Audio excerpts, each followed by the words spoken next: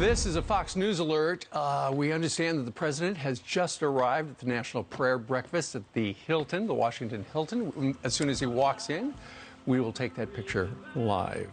All right, in the meantime, party tensions ran high at the State of the Union a couple of nights ago as Nancy Pelosi rolled her eyes on the passage of USMCA, while Democrats refused to stand for the economic accomplishments of the Trump administration that the president listed. So should voters be concerned about the direction of the party? Some are. Here's the reaction. Chairman and CEO of the Peebles Corporation and two-time member of President Obama's National Finance Committee, Don Peebles, who joins us from Miami. Don, good morning to you. Good morning. How are you? I'm doing okay. What do you make of what's going on? You know, as a Democrat, you got to feel we're not having a good week. We blew it on the impeachment thing. We couldn't get that guy kicked out. Then when it came to doing the caucusing in Iowa, that was a mess. I was reading this morning in one of the papers about how Democrats just feel a little bummed out. Look, I just don't recognize the Democratic Party right now. I mean, the party has turned so far left. Also, to see members of Congress jointly dressing up in white as some form of protest or solidarity at the State of the Union address is astonishing. I attended my first State of the Union address when I was 17, and the country was in a lot of trouble and Jimmy Carter was president. And even then, the Republicans and Democrats respected the president. I'm just astonished, and I think many people are. And that's indicative of how much chaos is going on in the Democratic Party right now. Well, Don, what about the fact that Nancy Pelosi, the highest-ranking government authority in the United States of America, stood up behind the President of the United States when he was done with his 77-minute State of the Union address and ripped it to shreds? I just think that was just a unprofessional, undiplomatic, disrespectful act, not just to the president, but to the country as a whole. And I think it makes people who see her there wonder about her leadership, which has already been called into question. I don't think she's helped the Democratic Party or herself, and she's just trying to hold on. I think the danger is when you try to hold on to power too long, you start having to compromise your principles and your core values because generally the politics shift. And the politics have shifted under her. All right. They have. And as your party goes about picking a nominee, James Carville was on another channel, and he talked about he's sitting from his point of view down in Louisiana, I believe, and he does not like what your party is doing. Here's Mr. Carville. Watch this on Tuesday. Why do I think people are disgusted with Democrats? We had the highest turnout in 2018 since women were granted the right to vote. We ran a smart campaign, and it worked. All right? It matters who the candidate is. It matters what a party chooses to talk about. I mean, I'm 75 years old. Why am I here doing this?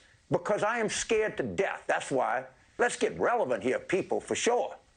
And one of the problems from his point of view, Don, is the fact that if the standard bearer is, let's say, Bernie Sanders, who apparently won the first two rounds of the caucusing in Iowa and is leading in New Hampshire, if your standard bearer is a socialist, a Democratic socialist, that's going to be a problem for the people in the middle of your party who are looking to bring things back to where they used to be.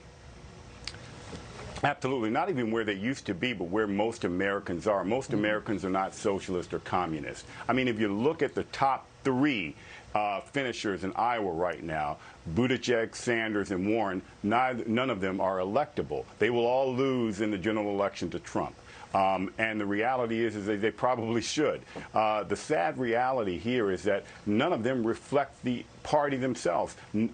Collectively, the three of them have essentially no African-American support. And African-American voters are the key to electing a Democratic president. And they will have no energy for any one of these three candidates. African-Americans are generally conservative, especially on religious issues and on various issues. And they are certainly certainly capitalist. So that group of people in the Democratic Party are really taking the party to a place that will alienate a large constituency within the party. And Don, that's why so many party elders who have been on this program, and we've seen on other shows as well, have made it very clear. You know, when they look at the slate of Democrats who are running for president, the only one that makes sense on the person who could get elected would be Joe Biden. He's been there before. He's more moderate. He's not as way to the left and things like that. I'm not sure that Joe Biden is the answer to taking the Democrats to the White House. I mean, I think you got to look real hard at I think you've got to look hard at Michael Bloomberg, three-term mayor of New York City. Former Republican.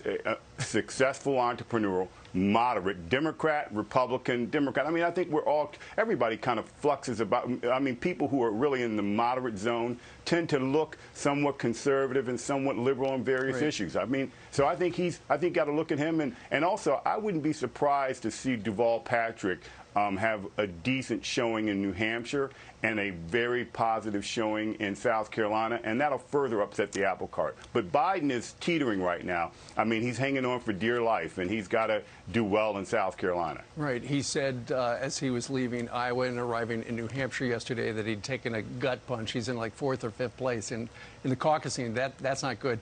But to your point about Michael Bloomberg, the DNC changed the rules so that he didn't have to have a certain number of people who donated him money because he's financing it all by himself. He doesn't need any money. He's a gazillionaire.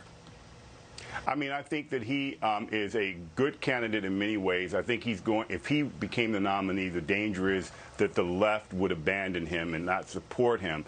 And also, I think it's a bad optic for the party to have not been willing to make any adjustments for Cory Booker, but yet to make them for Mike Bloomberg. But that is indicative that the party is scared to death, too, because they believe that Sanders or Warren are likely to be the nominees. And by the way, it would be different if Warren or Sanders actually believed most of what they're saying. I don't even think they believe it. I think they're doing just like too many people in our party are, focusing on talking points and narratives so that they can try to have a shot at getting elected as opposed to standing up for what they truly believe in. All right, very good.